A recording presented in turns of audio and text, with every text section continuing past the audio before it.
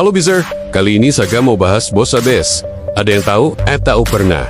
Malah sedang mengalami punya bos seperti itu? Tenang, Saga bantu bahas. Kepemimpinan ABS asal Bapak senang adalah gaya kepemimpinan atau budaya kerja di mana bawahan lebih fokus membuat atasan senang, bukannya bekerja berdasarkan kinerja nyata atau tujuan organisasi. Ciri-ciri kepemimpinan ABS. Pertama, lebih suka laporan indah daripada fakta. Semua harus tampak bagus di atas kertas, walaupun realita di lapangan berbeda. 2. Anti kritik dan koreksi. Kalau dikritik, bisa marah atau tersinggung.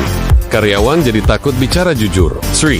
Suka pencitraan, fokusnya lebih ke bagaimana terlihat baik di mata atasan yang lebih tinggi ketimbang hasil nyata. 4. Menghargai loyalitas pribadi, bukan kinerja. Yang dekat atau rajin menyenangkan atasan, lebih dipromosikan ketimbang yang kerja keras. 5.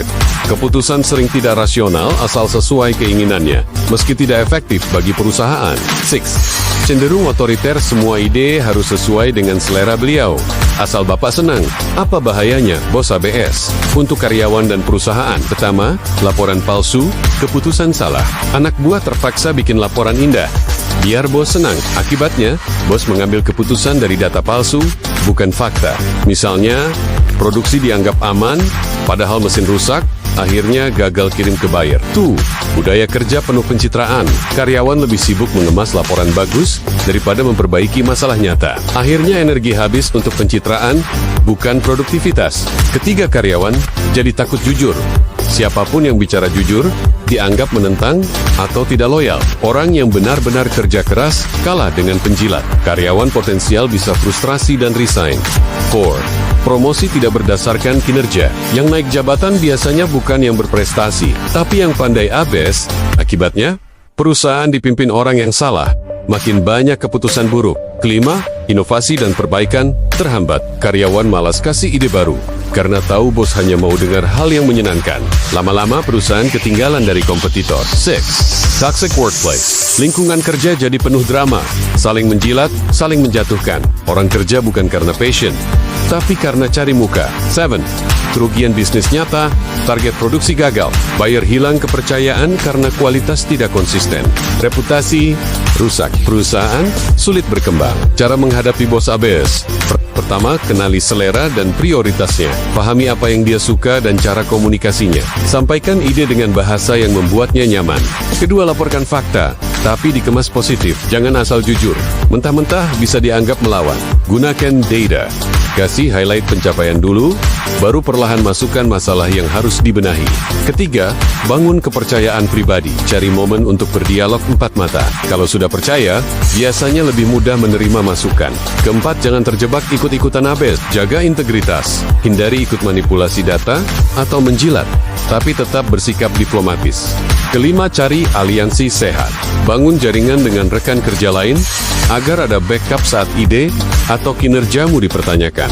Keenam, fokus ke pekerjaan nyata. Walau ABS dominan, tetap kerjakan tugasmu sebaik mungkin.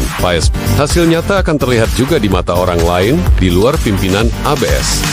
Ketujuh, punya rencana jangka panjang. Kalau lingkungan sudah terlalu toksik ABS dan sulit berubah, pertimbangkan opsi karier lain. Nah, untuk menghindari agar tidak ada kepemimpinan atau bos ABS di perusahaan, lakukan langkah-langkah berikut ini. Pertama, hargai fakta, bukan hanya laporan bagus. Dorong bawahan untuk bicara jujur. Tanyakan, apa masalah utama yang kita hadapi? Bagaimana kita selesaikan? Bukan cuma target tercapai kan? Kedua, ciptakan budaya transparansi. Buat forum rutin di mana masalah bisa dibahas tanpa takut dimarahi. Beri contoh dengan mengakui kesalahan sendiri jika ada. Ketiga, ukur dengan data, bukan rasa. Gunakan KPI yang jelas, dashboard produksi, laporan keuangan yang objektif. Jangan hanya percaya laporan manis dari manajer. Keempat, pisahkan loyalitas dan profesionalitas. Promosi berdasarkan kinerja, bukan karena dekat atau pandai menyenangkan. Dengen begitu. Orang paham bahwa pencitraan tidak ada gunanya. Kelima, berikan ruang kritik dan ide baru. Jangan alergi kalau karyawan mengoreksi. Tunjukkan bahwa kritik adalah bentuk kepedulian, bukan perlawanan. Keset, bos ABS membuat perusahaan hidup dalam ilusi. Laporan terlihat indah, tapi kenyataan di lapangan kacau. Untuk karyawan, bos ABS bikin kerja jadi penuh tekanan, tidak adil, dan mematikan motivasi. Dalam jangka panjang, ini bisa bikin perusahaan bangkrut perlahan, karena keputusan selalu didasarkan pada pencitraan, bukan realita.